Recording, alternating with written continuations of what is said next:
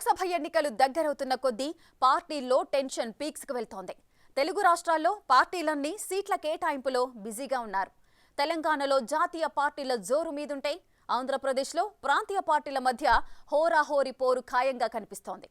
ఈ లోక్సభ ఫలితాల్లో తెలుగు రాష్ట్రాల నుండి ఏ పార్టీలు భారీ ప్రభావాన్ని చూపుతాయనే చర్చ ఎక్కువైంది.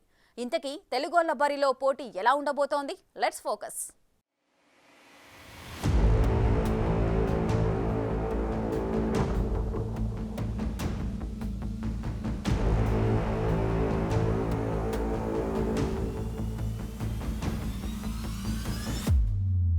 ఏప్రిల్ 19 నుండి జూన్ 1 వరకు 7 దశల్లో జరగనున్న 2024 లోక్సభ ఎన్నికలు అతి చేరువలో ఉన్నాయి. ఈసారి పోరు ఉత్కంఠభరితంగా ఉండబోతుందని ఇప్పటికే అర్థమైపోయింది. దేశవ్యాప్తంగా రాష్ట్రాల్లో ఉన్న అధికార పార్టీలన్నీ కేంద్రంలో చక్రం తిప్పాలనే ప్రయత్నాలు చేస్తున్నాయి. అక్కడ కేంద్రంలో గత 5 ఏళ్లలో బీజేపీ ప్రభుత్వం రెండోసారి రైతుల నిరసనలను ఎదుర్కొంది. పొలిటికల్ క్రాస్ ఫైరింగ్లు, రాజ్యాంగ చర్చలతో బీజేపీలో కాస్త టెన్షన్ లేకపోలేదు. మరోవైపు మోడీ ప్రభుత్వంపై ఉన్న వ్యతిరేకతను క్యాష్ చేసుకోవడానికి జాతీయ కాంగ్రెస్ కాలు దువ్వుతోంది. ఇక దేశవ్యాప్తంగా ప్రాంతీయ పార్టీలన్నీ జాతీయ పార్టీల ఊసు లేకుండా చేయడానికి నానా పాట్లు పడుతున్నాయి. అయితే ఇక్కడ తెలుగు రాష్ట్రాల్లో పరిస్థితి స్పష్టంగానే కనిపిస్తుంది. అంచనాలకు తగ్గట్లే హడావిడి కూడా కనిపిస్తుంది. ఇక గ్రౌండ్ రిపోర్ట్లు, లోతైన విశ్లేషణలతో సర్వేల జోరు కొనసాగుతూనే ఉంది. ఈ వాతావరణంలో తెలుగు రాష్ట్రాల ఓటర్లు కూడా ఎన్నికల ఉత్కంఠకు మరింత ఊపునిస్తున్నారు.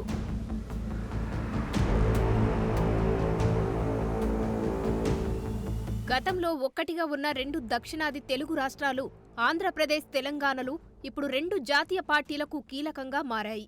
గత 10 ఏళ్ల కాలంలో ఈ ప్రాంతంలో రాజకీయమంతా వైసీపీ, టీడీపీ, బీఆర్ఎస్ వంటి ప్రాంతీయ పార్టీల మధ్యనే తిరిగింది. 2 పర్యాయాలు బీఆర్ఎస్ పాలన తర్వాత తెలంగాణలో కాంగ్రెస్ రాజ్యాధికారం చేజిక్కించుకున్న నేపథ్యంలో ఈ ట్రెండ్ జాతీయ స్థాయికి విస్తరిస్తుందో లేదో చూడాల్సి ఉంది. మరోవైపు వైసీపీ ప్రధాన ప్రత్యర్థి పక్షమైన టీడీపీ, జనసేన పార్టీలతో కలిసి కొత్తగా ఏర్పడిన కూటమిలో భాగంగా బీజేపీ నేతృత్వంలోని ఎన్డీఏ ఆంధ్రప్రదేశ్లో ప్రవేశించాలని చూస్తుంది.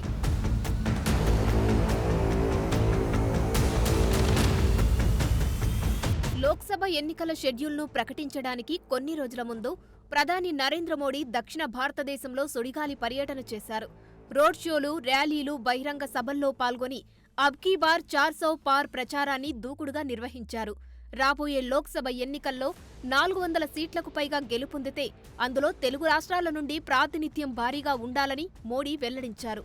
అయితే దక్షిణాది రాష్ట్రాలు దాదాపు 130 మంది ఎంపీలను లోక్సభకు పంపగా గత సార్వత్రిక ఎన్నికల్లో బీజేపీ ఇక్కడ 29 మందిని మాత్రమే గెలుచుకోగలిగింది.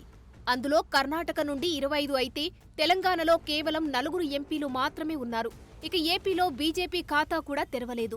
మరోవైపు తెలంగాణలో దశాబ్ద కాలంగా అధికారంలో ఉన్న బీఆర్ఎస్ పార్టీని దెబ్బతీసి కాంగ్రెస్ అధికారంలోకి వస్తే బీజేపీ మాత్రం ఏ చిన్న అవకాశాన్ని కూడా చేజార్చుకోకుండా లాభం పొందాలని ప్రణాళికలు వేస్తుంది.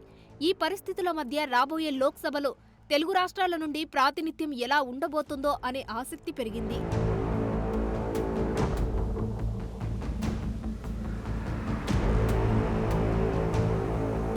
ఇటీవల తెలంగాణ అసెంబ్లీ ఎన్నికల్లో గెలుపొంది అధికారం చేపట్టిన కాంగ్రెస్ పార్టీ ఈసారి రాష్ట్రంలోనే 17 లోక్సభ స్థానాల్లో మెజారిటీని గెలుచుకోవాలనే లక్ష్యంతో ఉంది.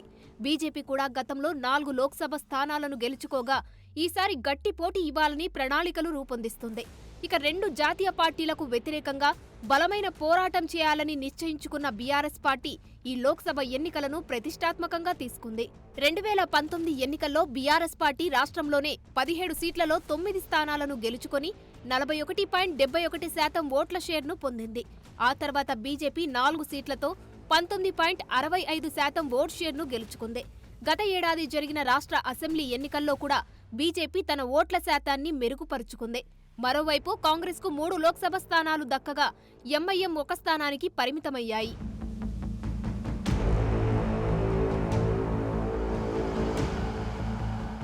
గత ఏడాది నుండి కాంగ్రెస్ తనకు అనుకూలంగా వచ్చిన ఎన్నికల ఫలితాలను ఎక్కువగా ఉపయోగించుకోవాలని భావిస్తోంది.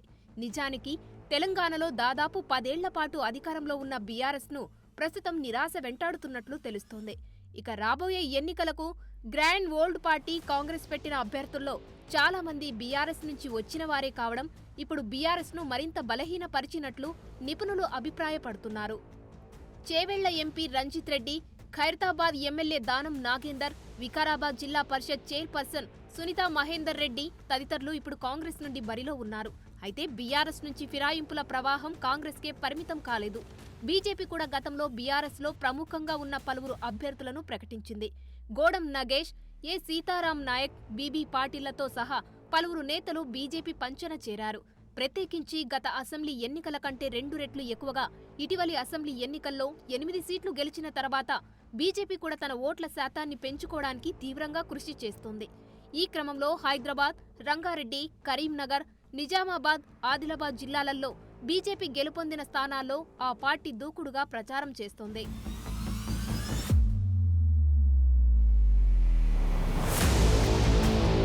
ఇక బీఆర్ఎస్ కోటలో అడుగుపెట్టడానికి పోరాడుతున్న బీజేపీ ఎన్నికల్లో ప్రజా సమస్యలను వర్గీకరణ చేయడానికి ప్రయత్నిస్తోంది. స్వచ్ఛమైన నీరు, పారిశుద్ధ్యం, ఇతర పౌర సమస్యలతో పాటు ప్రధానంగా హైదరాబాద్కు భాగ్యనగర్గా పేరు పెడతామని ప్రకటించి తన జాతీయ అజెండాతో క్యాష్ చేసుకోవాలని చూస్తుంది. మరోవైపు బీఆర్ఎస్ పార్టీ ప్రస్తుతం తమ నేతల ఫిరాయింపుల మధ్య సంక్షోభంలో కొట్టుమిట్టాడుతుంది. ఢిల్లీ ఎక్సైజ్ పాలసీ కేసులో కేసీఆర్ కుమార్తె కవిత అరెస్టు ప్రభావం పలు నేతలను ఆ పార్టీ నుండి విడిపోవడానికి కారణమైనట్లు విశ్లేషణలు ఉన్నాయి. నిజానికి చాలా సమస్యల వద్ద బీఆర్ఎస్ పార్టీ జాతీయ ఆశయాలకు భంగం కలిగించగా ఇప్పుడది కేవలం ప్రాంతీయ పార్టీగానే తన పాత్రను పోషించే స్థాయికి పడిపోయినట్లు తెలుస్తుంది. అలాగే బీఆర్ఎస్ అటు బీజేపీ నేతృత్వంలోని ఎన్డీఏ కూటమిలోనూ ప్రతిపక్ష ఇండియా కూటమిలోనూ ఎక్కడా భాగం కాకపోవడంతో మరింత కుచించుకుపోయినట్లు కామెంట్లు ఉన్నాయి.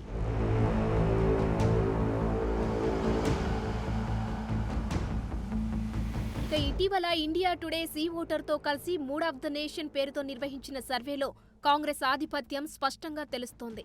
తెలంగాణలో ఇండియా కూటమి హవా ఉంటుందని సర్వే వెల్లడించింది.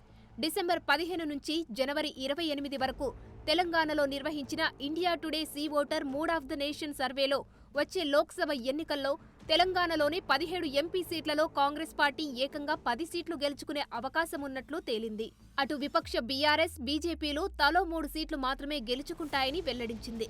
ఇక హైదరాబాద్ ఎంపీ సీటును మజ్లిస్ పార్టీ మరోసారి నిలబెట్టుకోబోతున్నట్లు తెలిసింది. అలాగే ఈ లోక్సభ ఎన్నికల్లో 41.2% ఓట్లు కాంగ్రెస్ దక్కించుకోబోతుండగా బీఆర్ఎస్ 29.1%, బీజేపీ 21.1% ఓట్లు దక్కించుకోబోతున్నాయని తెలిసింది.